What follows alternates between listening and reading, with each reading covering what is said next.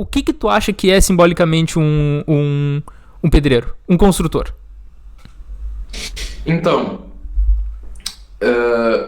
uma das principais coisas pelas quais eu levantei essa pauta lá no Trello, como uma das opções para a gente conversar hoje, é porque eu percebo que, principalmente no Brasil, quando tu fala que tu trabalha de servente ou tu trabalha de pedreiro, significa que tu não estudou o suficiente, ou que tu não és uma pessoa suficientemente de sucesso na vida.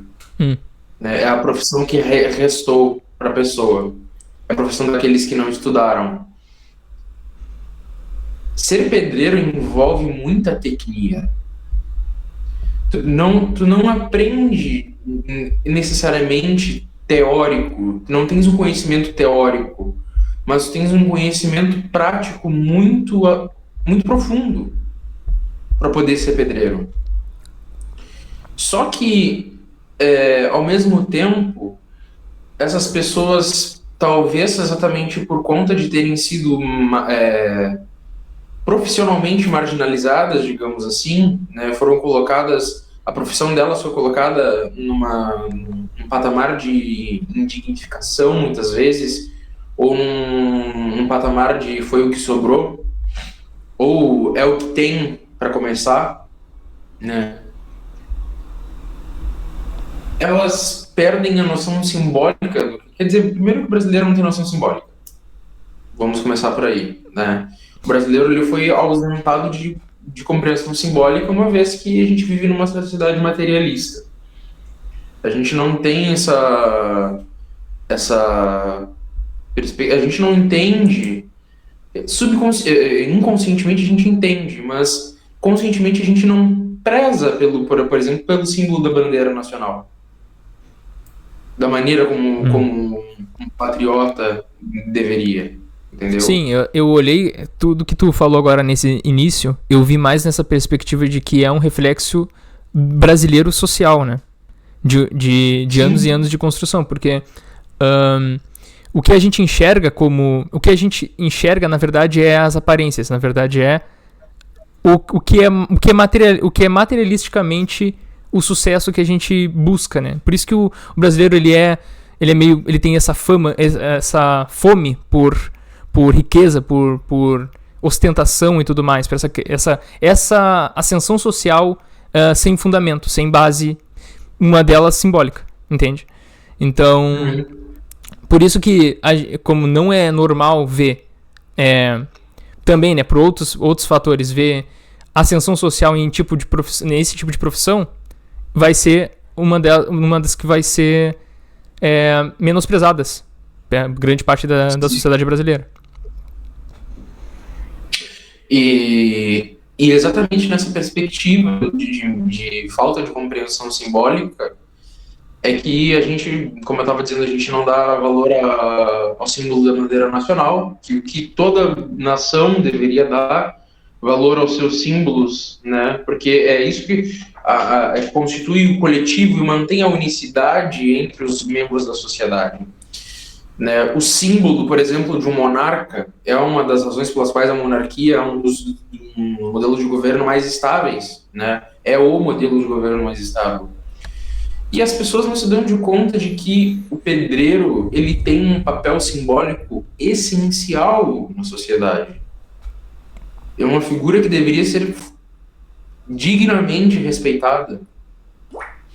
Porque vamos começar, né? Vamos começar. Todo mundo tem um corpo. Todo mundo tem um corpo. E por mais que isso pareça agnóstico, o corpo ele é o templo da alma. E o que o pedreiro faz a não ser construir templos, né? O templo do lar, o templo do trabalho, o templo do dinheiro, um banco, o templo da educação, uma escola, o templo dos livros, uma biblioteca, o templo do governo, uma prefeitura, uma secção de governo, né? Então, a construção, ela tem esse papel de delimitar um espaço em que um espírito se manifesta, em que alguma coisa acontece ali. Ninguém constrói com arte, todo mundo constrói com material, alguma coisa sólida. Porque tu defines um espaço, tu pega um espaço vazio e tu colocas limites ali para determinar que daquele limite para fora acontece uma coisa e daquele limite para dentro acontece outra. Que comporta e contém algum tipo de fenômeno específico. Então, tu constrói uma escola, tu cria limites físicos que estabelecem que daquelas paredes para dentro, o conhecimento, ou pelo menos teoricamente deveria, ali o conhecimento é cultuado, o conhecimento é adquirido, transmitido, absorvido. Tu cria essas mesmas barreiras no sentido mercadológico, financeiro, monetário, e tu estabelece que dentro daqueles limites as transações de dinheiro serão realizadas. E dinheiro vai ser armazenado, dinheiro vai ser guardado, e as pessoas têm essa segurança de que o patrimônio delas está ali assegurado. Constrói um banco. Mesma coisa para uma igreja. Então, essa função de encarnação de um espírito, ela é exercida pelo pedreiro. E isso passa completamente despercebido aos nossos olhos, por conta dessa falta de percepção simbólica. E então, a falta de percepção simbólica, ela vem a menosprezar uma função que ela é essencial praticamente, porque a gente precisa das paredes e do teto para poder viver, para se proteger das intempéries, né, da natureza, e ao mesmo tempo psicológica. Muito do que a gente percebe e percebeu a partir do negócio da pandemia, né, da criação de home office, de ter que ter um cantinho decorado com um móvel específico, com, assim, ou um cômodo da casa separado para o trabalho, é uma manifestação de que a gente precisa ter uma separação física, espacial, dos cômodos e dos espaços numa casa para determinadas funções e para determinados lugares na nossa própria mente. Então a gente perde essa noção de que o pedreiro é através do serviço do pedreiro, se não fosse através do serviço de um servente ou de um mestre de obras, que a gente poderia dizer: eu estou em casa, ou estou na igreja, ou exercer qualquer uma das atividades que tu exerce em casa, ou na igreja, ou num banco. Isso também, se tu olhar em uma larga escala, né, a gente tem elementos que vão acima, né, por exemplo, a arquitetura. E a arquitetura, ela ela emana certas regras que vão compor várias construções, né, que vão compor regras de construções para uma civilização, para uma sociedade. E tendo isso, a gente tem outras percepções, né? Porque a arquitetura vai dizer também dos espaços, mas muito de como tu sente, como tu percebe os espaços. Elevando o teu espírito ou rebaixando o teu espírito, dependendo da arquitetura. E de qualquer forma, o papel do pedreiro vai estar aí para transformar, né, em corpo os espaços para os espíritos. A gente vai ter a relação de teoria e prática, né? Razão teórica, razão prática razão teórica, razão poética e razão prática, né? Razão poética, se eu não me engano, as categorias elas vêm de Kant, que são as divisões dos tipos de conhecimento e de utilização da razão humana. Então, o arquiteto, ele vive nesse âmbito mais teórico, ele vive nesse âmbito abstrato, em que ele projeta e planeja os espaços a partir de determinadas regras, como tu dissesse, a partir de determinados conceitos e vai levantar um estilo artístico, arquitetônico para ser aplicado, mas que, para que saia do campo abstrato para o campo real, ele vai requerir um corpo de pessoas, não só uma pessoa, mas um corpo de pessoas que realize aquilo, que transponha do mundo abstrato para o mundo real, para o mundo físico, né? Então a própria percepção disso, ela também se perde, porque a gente perde a noção, primeiro que já se perdeu a noção da necessidade da arquitetura. Qualquer coisa que tu faça quadrada e que meramente cubra a tua cabeça com um teto e o teu redor com paredes é dito uma casa. Isso. Né? A gente, né? Aquilo que a gente vive hoje praticamente é uma toca. Movimentos modernistas, né, fizeram com que a eficiência e a praticidade fosse a única coisa necessária para tudo. Então, a arquitetura ela vai perdendo a sua presença na construção das coisas, assim. E a gente vai vivendo numa questão de praticidade tão somente praticidade, e perdendo essa perspectiva cultural, porque isso é cultura. O ser humano, se a gente olha como eram as construções romanas, né, dos mais simples cidadãos romanos, a gente vai perceber, olha, existe um jeito do ser humano fazer a sua moradia que não só de Roma, né, mas estou colocando Roma porque agora eu me lembrei de ilustração de um livro, que inclusive o Lucas me mostrou, aquele livro sobre cidade. Eu acho que eu te mostrei. Isso aqui que um ser humano faz. Existe uma forma do ser humano habitar que todas as civilizações arranjaram a sua, mas que tem uma coisa em comum. Existe um elemento cultural, prático e psicológico de procurar não somente proteger-se, mas também adquirir conforto e cumprir com as funções. A cozinha ela tem que ter determinadas proporções, determinadas dimensões para que consiga comportar e ser feita de determinados materiais para que consiga comportar o forno, comportar tábuas, comportar um armazenamento de mantimentos, né? O quarto ele precisa ser numa parte mais silenciosa da casa, porque é onde as pessoas vão dormir. Não pode ser colado da sala de estar, onde as pessoas podem estar conversando. Então, tudo isso é meio que pensado. Hoje em dia, praticamente, a coisa constrói um quadrado e mora dentro. Como der de separar as paredes, separou, e não pensa muito no como isso. Além de perder a questão cultural de colocar arte naquilo ali, de trazer beleza, a coisa, pela perda da cultura, né? Primeiro, na perda do símbolo, do que ter um lar. E aos poucos, a perda da cultura, o desprendimento da arte vai a um passo de desprendimento psicológico funcional.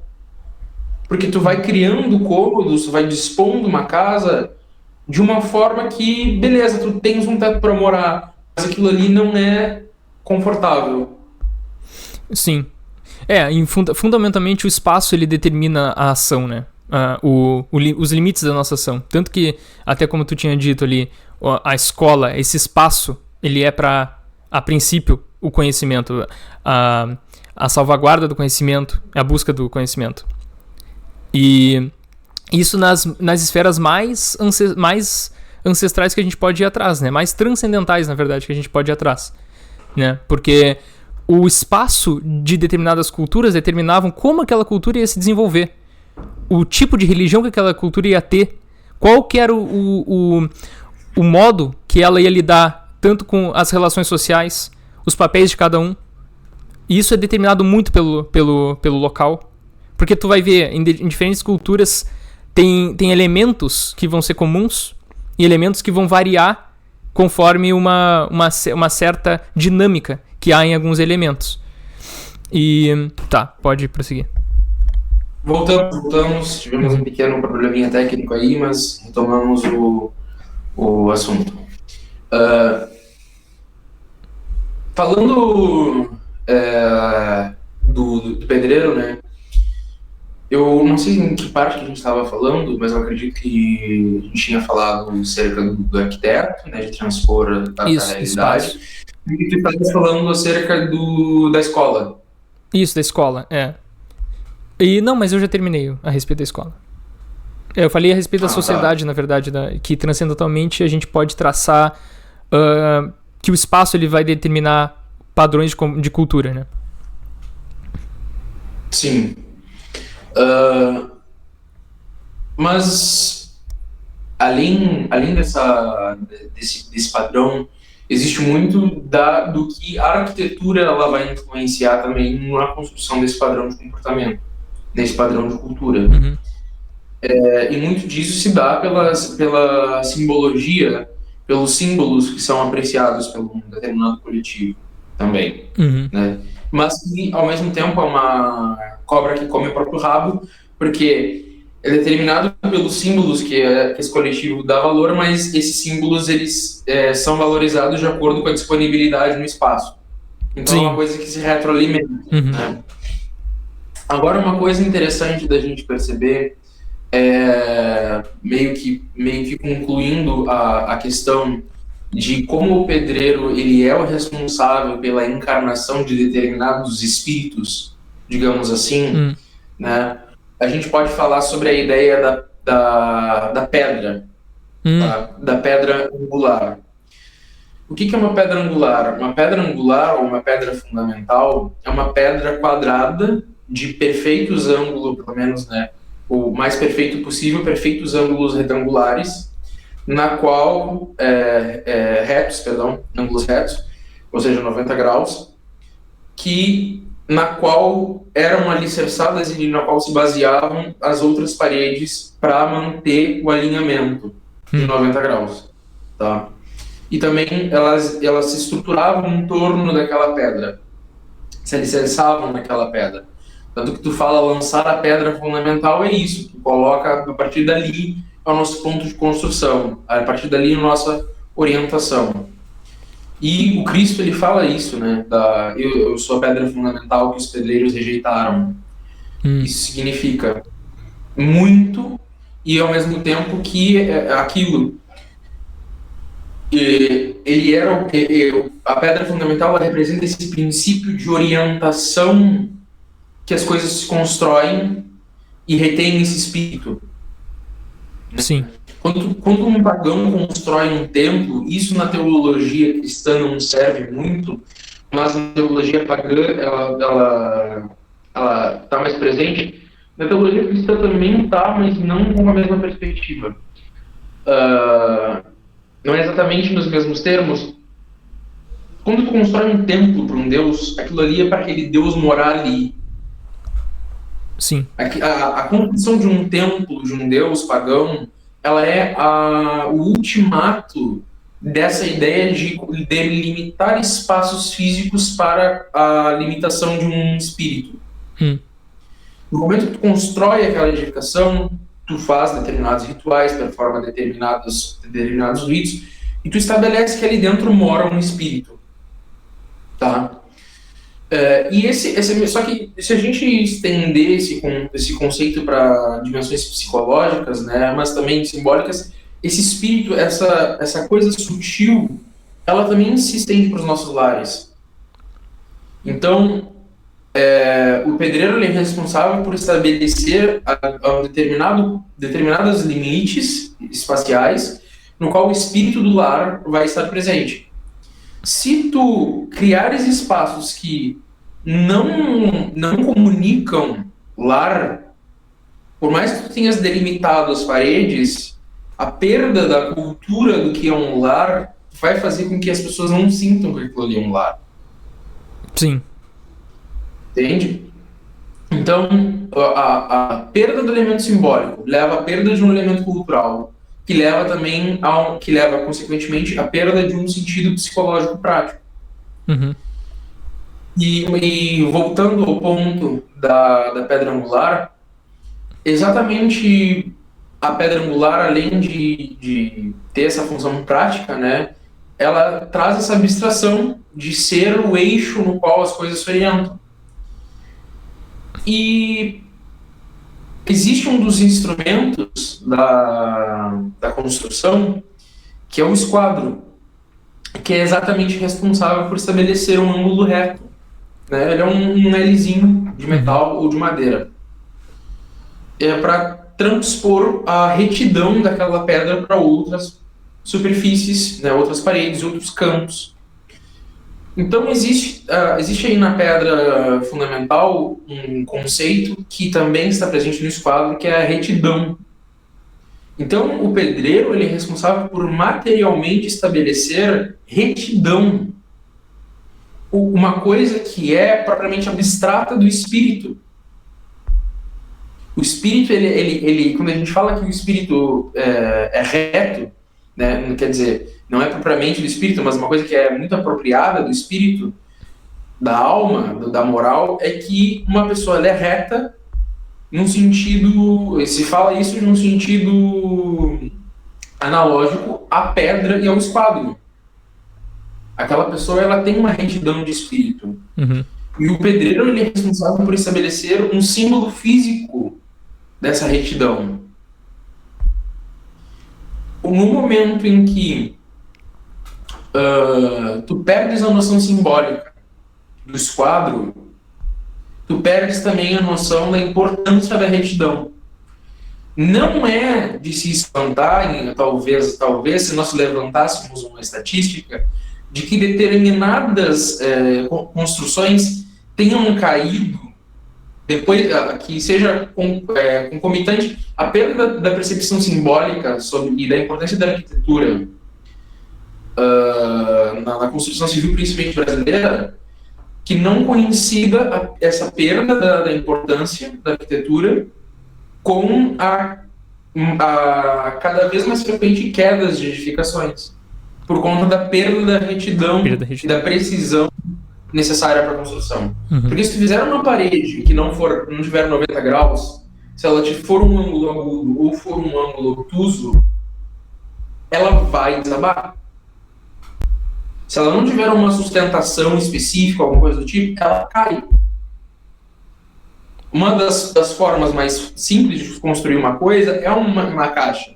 Exatamente porque esses 90 graus eles estabelecem um equilíbrio. Uhum. Se tu perder a retidão, e aí a gente tem um símbolo muito forte, se o pedreiro não estabelecer a retidão de uma edificação, essa edificação cai. Portanto, se tu perderes a retidão da delimitação do espaço, tu não consegues também estabelecer o espírito. Aquele espírito se esvai. Sim. Transpondo a ideia para a alma, se tu não tiver retidão de alma, tu não tens como manter dentro da alma bons espíritos. Entende? Tu não tem como manter ali um espírito de amizade, um espírito de bondade, um espírito de caridade, de humildade, benevolência. Essas coisas se esvaem. Entendeu?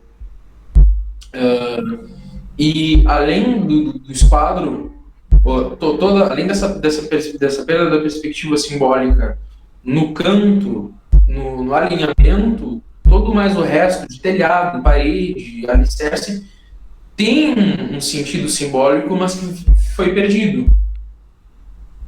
Claro.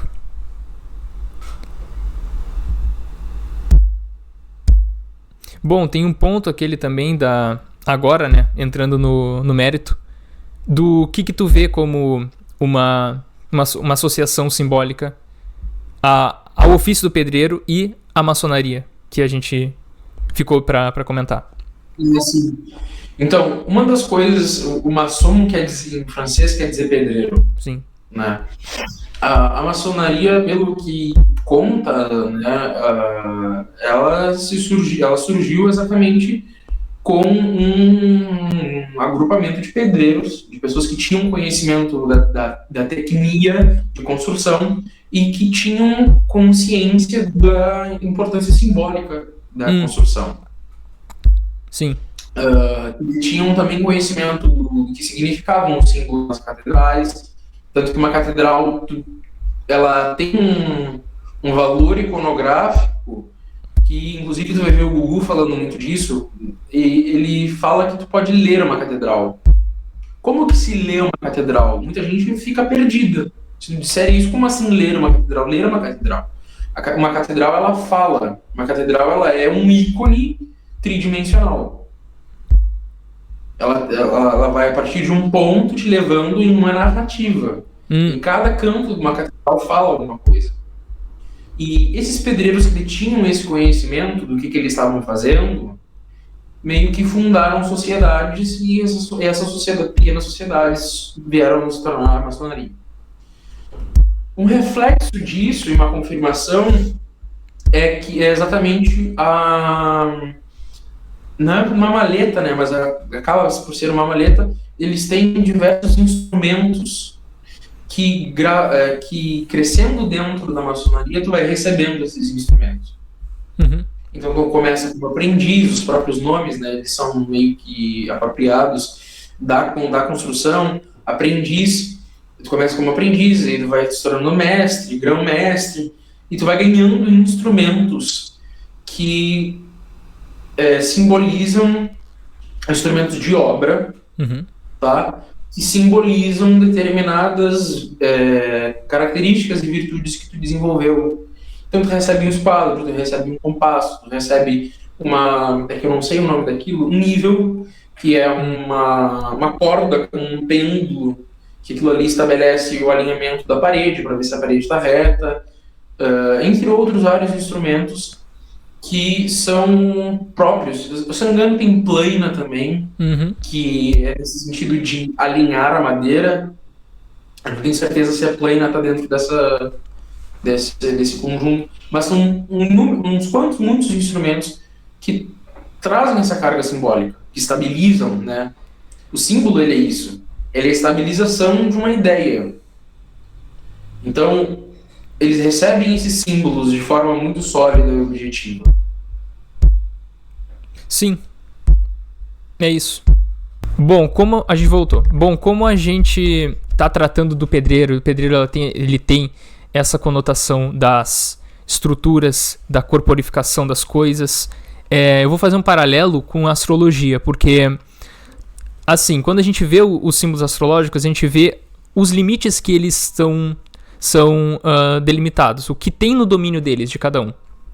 E um símbolo astrológico muito importante para a questão do pedreiro, por incrível que pareça, é Saturno. Por quê?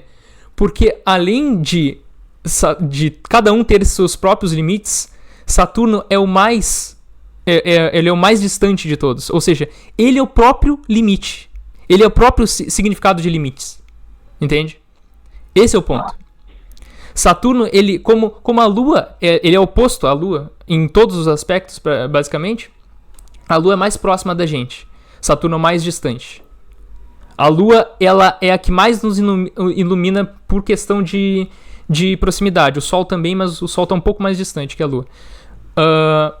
O Saturno é o mais sombrio, é o mais escuro, é o mais distante, é o mais profundo nessa questão. Então, como o pedreiro, o que ele faz? Ele cria corpos para manifestação de espíritos. Saturno é justamente o significado em criar corpo, em ter limites, entende? Saturno ele traz a idade avançada, ele traz os impedimentos da vida, ele traz a última esfera que tu pode chegar. Depois de Saturno tu não chega, entende? Então, o ponto é, Saturno ele tem uma conotação com pedreiro, embora a atividade de construção é uma atividade criativa, né? E Saturno tem umas conotações com Vênus também, porque ele rege, por exaltação, um domicílio de Vênus, que é Libra.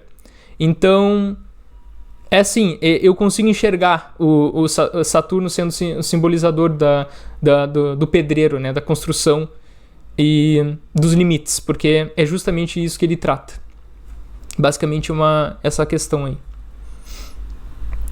É muito interessante essa perspectiva do estabelecimento de limites. Também porque, se eu não me falha a memória, Saturno é o mais frio. É o mais frio, ele é o mais frio de todos. E esses limites na tua vida, tu precisa ter essa frieza saturnina. Exato, peraí. Agora tá. Bom, para encerrar, eu colocaria só mais essa questão, né, em perspectiva de Saturno. Por ele ser o mais frio dos astros, a gente tem que ter essa frieza saturnina para poder estabelecer limites em nós mesmos. Isso. Sejam limites daquilo que a gente pode fazer para com o outro, e de limites de nós mesmos, por exemplo, da comida, sexo, da fala. Isso. A gente pode falar, não falar aquilo que é certo ou não fazer. Bom, então, a gente decidiu também comentar a respeito da força simbólica, né? A simbólica, na verdade, da profissão do pescador. E eu vou começar com um panorama geral, e aí a gente elabora em cima. Basicamente, se tu olhar para a atividade do pescador, o que ele faz? Ele se detém diante de um grande e vasto desconhecido, escuro e profundo, que é o mar, o oceano que ele está. O rio a gente não vai entrar nesse mérito, mas o mar. O mar em sua maior potência, assim. E o que ele faz dali? Ele tira peixe, ele tira frutos. Ele resgata vida de dentro do desconhecido, de dentro do perigo, né? Do profundo. Então, basicamente isso a gente pode elaborar em cima. O que tu enxerga além dentro desse contexto todo, dessa imagem, o pescador em uma perspectiva simbólica? Uma das coisas que pescando eu achei muito curioso é que, e que eu ainda preciso, eu acredito que eu preciso meditar ainda sobre isso, é que quando tu pega e tu joga a linha na água, a linha ela precisa de um chumbo para pesar. Eu vi aí uma certa... O chumbo ele é saturnino, né? Ele é o metal de Saturno. Então eu vi um pouco disso, dessa ceifada, de ceifar, para tu poder coletar a vida de dentro das possibilidades da incerteza, tu precisas ter também um elemento saturnino envolvido, que vai, nesse processo ele vai pesar, e através desse peso tu cria a isca. A isca ela se manifesta pro peixe. Sim, na verdade exatamente o que acontece, tu combate essa volatilidade do caos com um núcleo de solidez, de peso, né? Que é o chumbo, né? Que é ali, é onde tu fixa para atrair o fruto, né? O peixe. Então, basicamente, é esse combate, né? Que tu faz com esse dinamismo, essa volatilidade que é completamente incerta e caótica do mar, né? E é o que o pescador acaba realizando. E que também é movida pela lua. Vamos lembrar que existem as marés. Isso. Né, que são movidas pela lua. Sim. Então existe uma variabilidade, corrija-me se eu estiver errado, emotiva nisso.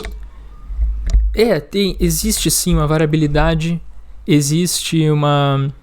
exatamente porque tudo na Lua ela é pendular, né? Ela é inconstante.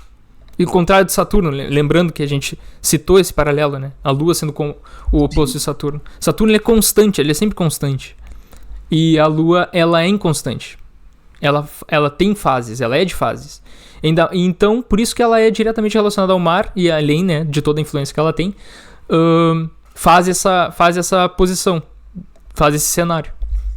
E é interessante agora, o ponto que a gente pode entrar, que talvez agora tu explane bastante, é o como Cristo, ele chamou pescadores, né?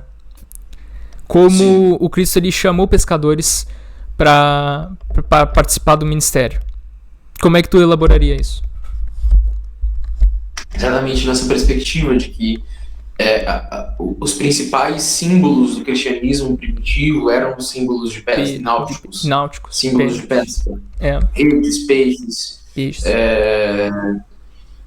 A própria palavra, o acróstico para Jesus Cristo, Filho de Deus, Salvador, é Ichthyios, se eu não me engano, que é a palavra peixe em grego. Peixe. Peixe.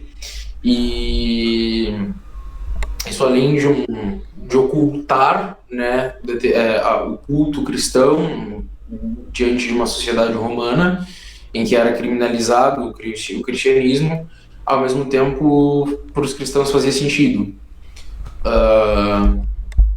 Só que, me detendo ao simbolismo próprio, é exatamente isso, da função do bispo, né, principalmente, mas também dos sacerdotes, dos pastores da religião, de eles capturarem essas vidas do meio do caos e trazerem elas para a solidez, para a terra firme.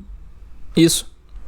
Né, a vida, ela torna cada alma, né, cada alma é uma vida, é um peixe, no caso, e o oceano, né, o mar, é o mundo, é onde a gente se encontra a possibilidade do perigo, do desvirtuamento e do vício, né? Onde mora tudo isso. Ele dá uma volta e retorna um fim. O peixe, ele é a finitude dentro da infinitude, porque o mar, ele é um símbolo dessa infinitude. Ali é a extensão dele infinita. Ele começa num ponto e retorna para si mesmo, como um Ouroboros, mas também é porque ele contém todas essas possibilidades de coisas que a gente não conhece. Sim. Bem, então a gente precisa extrair essa parcela de possibilidades, de todas essas possibilidades, a gente coletar essa parcela de finitude do meio dessa infinitude. E uma coisa muito interessante é que a gente perceba que a gente está tirando uma coisa de um mundo e levando para o outro. A própria estética... É um mundo diferente, É um mundo diferente. É um mundo... Estar submerso, né? E ainda ser totalmente feito para aquilo, né? Feito pro oceano. E tu sai de uma fase completamente diferente, que é a vida na terra, no ar, com contato com o solo, puxando de verdade, com a gravidade, não com toda essa leveza que tu tem. Tu sai de um mundo para outro. Sim. É basicamente isso. Transitas com muita facilidade da superfície para a profundeza. Só que na terra não é tão fácil assim. Para tu subir tem muita dificuldade, né? Porque descer é fácil. Descer é fácil. Descer é fácil, mas subir é muito difícil. E ter que se adaptar com isso. Mas existe aí também um elemento de transposição de mundos. Na religião, tu és um peixe capturado e levado para a terra firme. Ou seja, para um lugar em que as coisas pesam realmente. Tu sai do mundo das ilusões, de que tu vai e vem tranquilamente, e tu coloca os pés no chão. Literalmente, de que, olha, na verdade, é muito difícil subir e é muito fácil descer. Perceba que se tu colocar no freio, na marcha neutra e soltar o freio de mão, tu vai pro inferno. Isso, Entendeu? Agora, se tu quiser subir, tu vai passar por um perrengue. Vai ser complicado. Dentro do mar, a gente vive nessa ilusão de que tu consegue subir e descer as coisas com muita facilidade. Sim. As coisas elas não têm a mesma gravidade. É meio que uma coisa Matrix. É uma coisa meio Matrix até. Tem várias instâncias disso, né? De ilusões, né? aquela questão do Peter Pan, do não crescer, do viver uma infância infinita, né? Também uma grande ilusão que é perpetuada. Essa questão Matrix, né? Mas tem muito isso. Eu tava também pensando a respeito do domínio da Lua, né? E de Júpiter, porque ele rege a Câncer por exaltação. Então ele também é dono de Câncer em uma certa instância ali. E Júpiter, ele, além disso, ele assim, olha, é uma coisa que ele tem a ver com bênçãos que tu recebe ao longo da tua vida. Ou coisas que tu recebe de bom grado, tanto dos outros quanto do acaso. E geralmente são coisas de matéria espiritual. Não matéria material. Assim, não de materialidade, no caso. Não riquezas materiais nem nada. Mas riquezas espirituais. Isso que Júpiter também simboliza. E Júpiter, ele, além disso, né? Ele tem toda essa questão da expansividade. Ele é jubilado na casa 11. Uma casa também das esperanças. Também também dessa questão do outro, né? De receber bênçãos. Isso é interessante ver de como uma má interpretação, não, uma má aplicação dessa força simbólica pode acabar em ilusões, né? Em desilusões, em acreditar em falsas promessas, em acreditar em viver em ilusões, né? Basicamente, um ponto que... Também existe, talvez, me corrija se eu estiver errado, uma possível interpretação errônea em que tu podes viver num infinito aéreo. Também. Porque o céu, ele é o outro infinito. Isso. Ele é o duplo contrário do mar. Uhum. Ele é o outro infinito que nós percebemos. Isso é outro infinito que a gente percebe também. O mar, né? O ar, no caso. Exatamente. Tu pode tranquilamente te perder, né, só ficando olhando para as nuvens. Isso. Entendeu? Esse domínio celeste de que Júpiter é rei, né, ele é o deus dos céus, tu podes tranquilamente te perder em ilusões celestes. Exatamente. Então, uma das coisas que lendo O Senhor dos Anéis eu percebi, existe muito essa questão de o Sam, ele em determinado momento, ele é iludido de que com um anel ele pode fazer grandes coisas boas. Ele ele pode tornar Mordor um campo todo florido, cheio de graça, sol e luz. Só que isso é um erro, porque o que o anel vai fazer é corromper ele. Ele acredita que se utilizando daquele mal ele pode fazer um bem muito grande. Só que não. Aquele anel vai acabar com ele e vai levar ele a fazer coisas erradas. Então, a gente pode se iludir tanto pela perversidade direta do mal, como também achando que vai fazer uma coisa boa, mas aquilo ali é ilusório. Isso acontece bastante.